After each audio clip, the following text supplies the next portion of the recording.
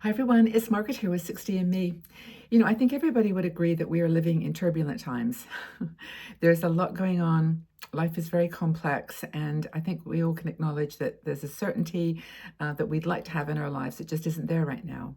And we can't control external events. I mean, I've talked about this quite a bit with my interest in Stoicism, because cultivating resilience and peace and connection to a quiet space within ourselves that remains kind of balanced is super important. And at the heart of Stoic philosophy, if you have been following my comments about it, is that you have to focus on what you can control and manage your personal environment, your routines, your health, your well-being, your relationships. You have to manage that in the ways that you can control. There's a really wonderful person. Her name is Mel Robbins, and she's just written a book called "Let Them." And this book, I haven't read it yet. It's not out yet, but I've read, I watch her podcast, listen to her podcast, and I know what it's about, which is basically to, when you're facing a challenge with a person, with a situation, to just let them. Let them do what they have to do, and you do what you have to do. Find your own balance, your own perspective, but let them work things out. So if someone's giving you a hard time about something, or you're struggling with a relationship or a work situation because of someone's actions or personality, just put it into your mind. Just let them do that thing. Don't let it upset you. It may be directed at you, but it's not personal. It is them. So let them do their thing. It's a really, really powerful book. I'm looking forward to reading it. But maybe that's kind of what I'm trying to get at here, is that focus on what you can control. Let them do what they're going to do. You do what you're going to do. Limit yourself to distressing news. I mean, I know that, things are bumpy. We're going to have news that's going to be upsetting. Just try to balance that, in your mind, whichever side of the fence you're on. Practice mindful sort of relaxation and media consumption. If you can reduce it to the few places that you find are balanced for you, then just do that, because it's tough otherwise. So focus on what you can control. That's the first thing for staying calm in turbulent times. Build your emotional toolbox. Make sure that you've got some things that you do that give you a sense of peace. Now, for me, I like to read. I like to meditate. I like to walk. I've really gotten into walking this past year, maybe partly because of the health issues that I had. But mindfulness, deep breathing. At night, I often do what's called shavasana, which is this kind of relaxation from your toes to the tip of your head. And just, doing things that are calming, whatever those are, put those in your emotional toolkit, because that will make it stronger, and it will give you the capacity. I know, for example, when I was going through my medical situation last year in 24, I was using meditation and, mostly meditation and writing and coloring. That was another thing I did, a lot of coloring. But I just build your internal emotional toolbox. Next thing is to find yourselves and strengthen your support network. This is 60 and Me. We're here. We are your support network. We have a Patreon group, which I mention often, where people come to live shows twice a week. And I'm telling you, the things that happen in those live shows they bring me to tears, because people are actually, they're not sharing all the details, but they're sharing what's going on. And people are just giving them love, and not just on that platform, but they have a Facebook group, which is a private group. And I don't know, I just find that strengthening a support network, joining local groups. If you are, 60 and Me is not quite enough, join your local groups. You can do them online, check in with, like regular meetings, and also your loved ones. Check in with your loved ones. They're your support network too, hopefully. I know that sometimes that's not the case, but they can be. So if they are, just host regular check-ins. Like, say, let's do every Friday, do a live show or do a Facebook Live, and just connect. Do that. Another thing I think that, which is maybe a kind of coming at sideways, is that learning something new. If you actually have a perspective on something that is causing you some stress and not helping you to stay calm in this turbulent time, try to learn about the other point of view, because sometimes, think about, for example, COVID. During the pandemic, how we did things to survive in a very stressful situation, because we learned some new skills. pick up a hobby, learning how to make bread in my case. Well, trying to make bread.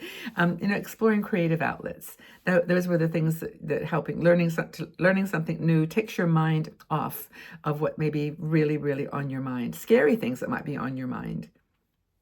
Another thing is to practice, acts of kindness to people. Just be nice. Help a neighbor. Help yourself. Help your friends. If you can help people on the street, if you feel like you can give to homeless or help with the food bank or whatever you can do, just be nice, be kind. And that in itself, I think, takes away a lot of the negativity of the world around us, because we're doing what we can. We're doing our best to help each other. Nurturing your health, positive attitude to nutrition, your mental health care. If you're having problems, talk to someone. Don't go down the hole of no one cares, no one loves me, I'm on my own. Try to reach out to people that can give you some strength. Honestly, I mean that. And 60andMe, we're not therapists, we're just people. But I think in a way we're helping you to nurture your body and mind. So important for this kind of stressful world that we're living in, this turbulent. We're on the boat. We need people to calm the seas for us. Finding joy in simple pleasures. Okay, so it's not perfect. The world is falling apart. This is like, the sky is falling.